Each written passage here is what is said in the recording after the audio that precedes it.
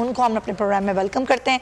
मखदूम, बहुत शुक्रिया। आप समेत जितने भी सहाफ़ी जो बोल का हिस्सा थे, फिर बाद में आप समेत हिस्सा बने, जिस दबाव का सामना करना पड़ा और करना पड़ रहा है, बोल जिस दबाव में काम कर रहा है और उसके बावजूद बोल खड़ा है हक और सच और सहाफत के साथ, क्या कहेंगे? उसके बावजूद कठिन है, सफ़र बहुत कठिन है।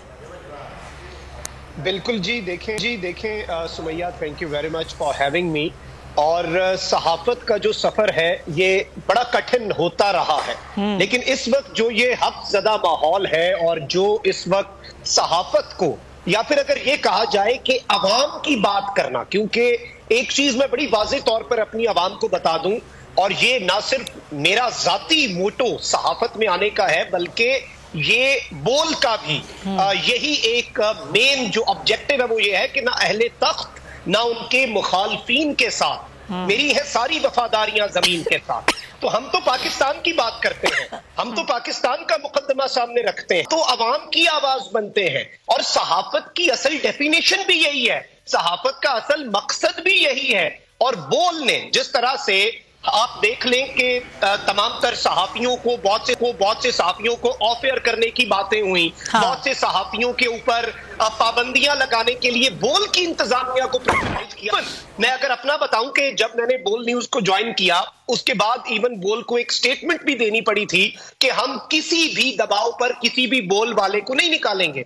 तो आपको एज अ जर्नलिस्ट, अगर मैं आपको अपना पर्सनल एक्सपीरियंस बताऊं, तो मुझे बहुत एम्पावर्ड महसूस होता है कि ऐसी ऑर्गेनाइजेशन के साथ मैं काम कर रहा हूं, मुझे कंफर्म है कि वो मेरी बैक पर है। मुझे पता है कि मेरे पीछे मेरी फैमिली की तरह, जिस तरह से मेरी अपनी फैमिली है, उसी तरह से बोल फैमिली मेरे साथ है। और जब तक मैं हक और सच पे कोई कॉम्प्रोमाइज नहीं कर रहा, जब तक मैं अपनी सहाफती इक़दार पर कोई कॉम्प्रोमाइज नहीं कर रहा, मैं 100% कॉन्फिडेंट हूं कि मेरी बोल फैमिली मेरे पीछे है।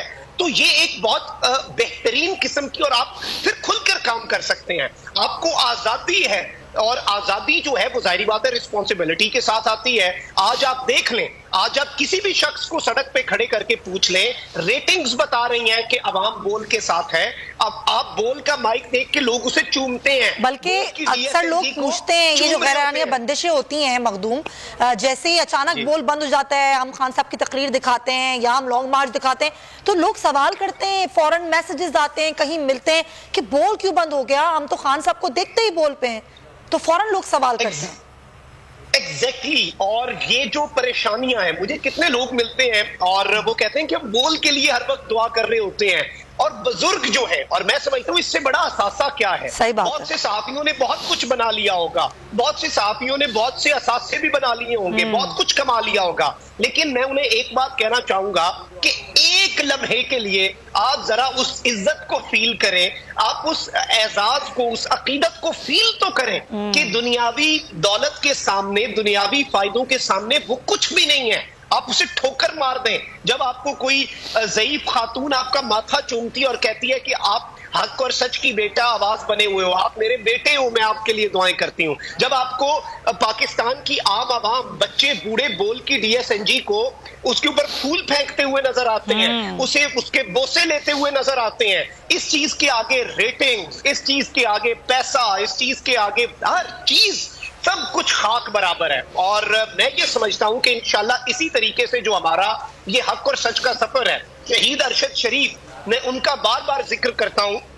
और उनके हवाले से मैं आपको ये भी एक चीज बताऊं, मैं ये पहले भी जिक्र कर चुका हूं कि जब मैंने बोल न्यूज ज्वाइन किया और मैंने वो अपने प्रोग्राम का प्रोमो लगाया, तो शहीद अरशद शरीफ ने ना सिर्फ मुबारकबाद दी, बल्कि उसे ट्वीट करके साथ एक शेर और फैज अहमद फैज की नज्म का एक हिस्सा लिखा। और मैं समझता हूं ये उनकी बोल के लिए भी और मेरे लिए भी ये उनकी आखिरी वसीयत थी, और वो मैं सुनाना भी चाहूंगा। बोल ये थोड़ा वक्त बहुत है जिस्मो जुबां की मौत से पहले, बोल के सच जिंदा है अब तक, बोल जो कुछ कहना है कह दे।